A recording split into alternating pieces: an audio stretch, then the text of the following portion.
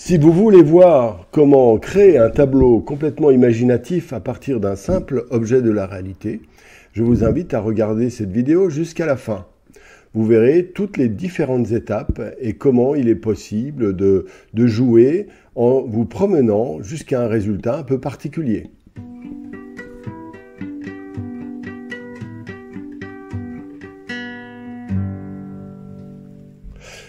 Avant toute chose, si vous avez à la fin de cette vidéo apprécié, eh bien, je vous invite à lever le pouce bleu, à vous abonner, à cliquer sur la cloche pour être informé de toutes les informations et bien sûr à commenter. Je me ferai un plaisir de vous répondre. Donc, l'objet de cette vidéo est de montrer comment, à partir d'un simple objet qui est une vieille pomme, on peut créer tout un univers. Là, dans ce cas-là, ce sera un peu symbolique, surréaliste, etc. C'est-à-dire que la vieille pomme féconde, va donner naissance à un futur fruit, mais pour l'instant, à une fleur de pommier. Donc, c'est évidemment une idée très simple, une sorte de dualité qui consiste à relier la vie et la mort, etc. Donc c'est une idée très simple. Premièrement, quand vous faites ça, ne cherchez pas 15 informations différentes, faites une simple mise en place d'une dualité. Ensuite, la première étape, j'ai dessiné donc les éléments essentiels. Donc j'étais parti de la vieille pomme sur un piédestal, puis la fleur. Et donc, très succinctement, je l'ai fait avec un gris bleu, on va dire, une sorte, oui, un peu bleu.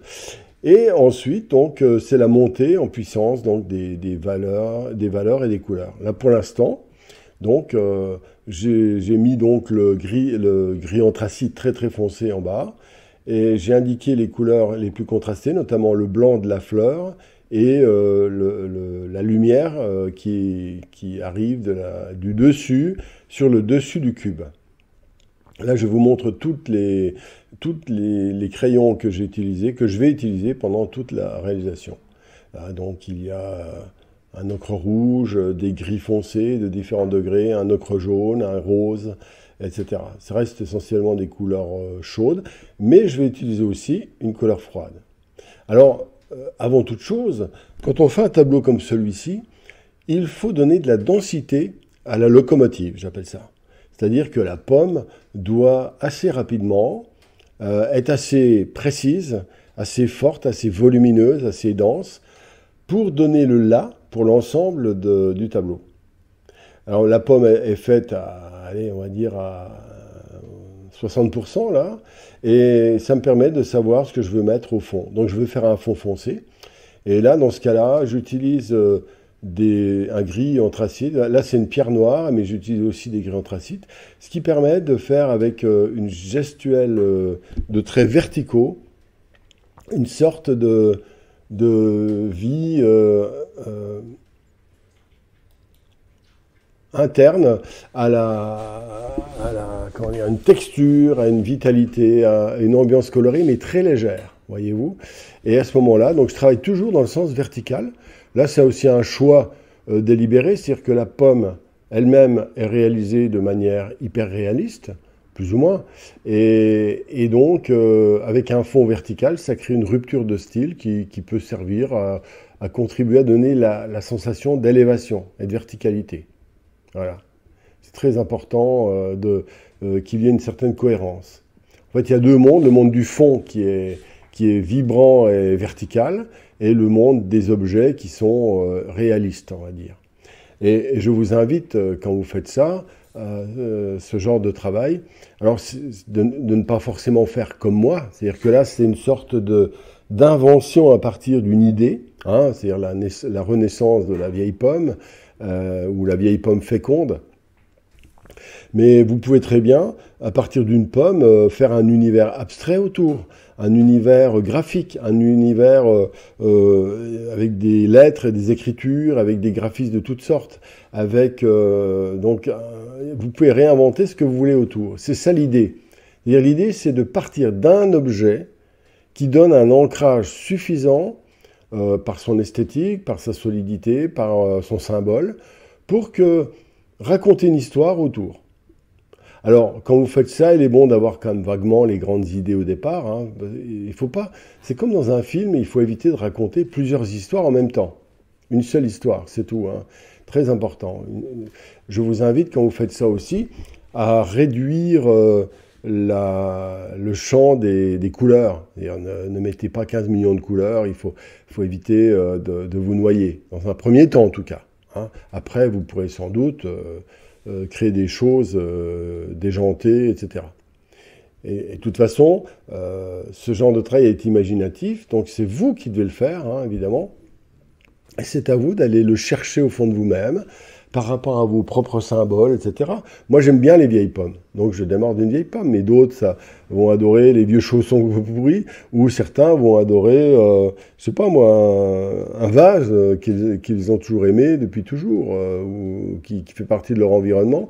Mais souvent, il est bon de partir d'un objet qui évoque quelque chose dans votre âme intérieure, dirons-nous.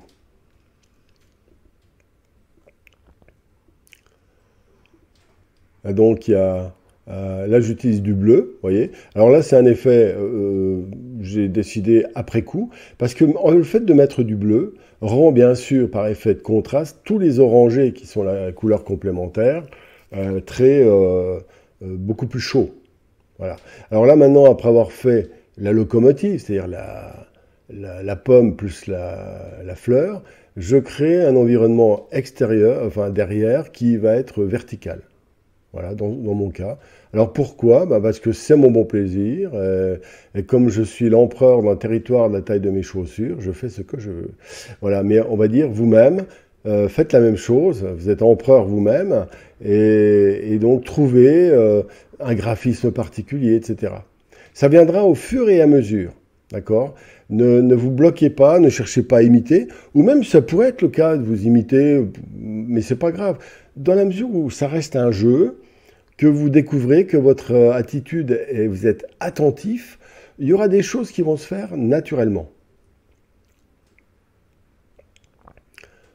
Voilà, donc le graphisme continue par de plus en plus précision, hein. Et à la fin, je pourrais passer 3 heures à fignoler dans des trucs extraordinairement finis juste sur la pomme. Et ce qui fait qu'il y aurait une rupture entre un fond assez enlevé, assez mystérieux, vibrant, et puis la pomme, voilà, tout simplement. La netteté est un facteur très important, je le dis souvent, c'est-à-dire qu'il y a le contraste de valeur, là il est très important, contraste de couleur, il n'est pas extrêmement fort dans ce cas-là, on reste dans les couleurs chaudes avec un tout petit peu de bleu derrière la fleur. Et puis le contraste de netteté, alors ça c'est vraiment très important parce que c'est ce qui va faire apparaître au premier plan la pomme, tout simplement. Voilà. Et puis il peut y avoir des petits apports en cours d'exécution, etc.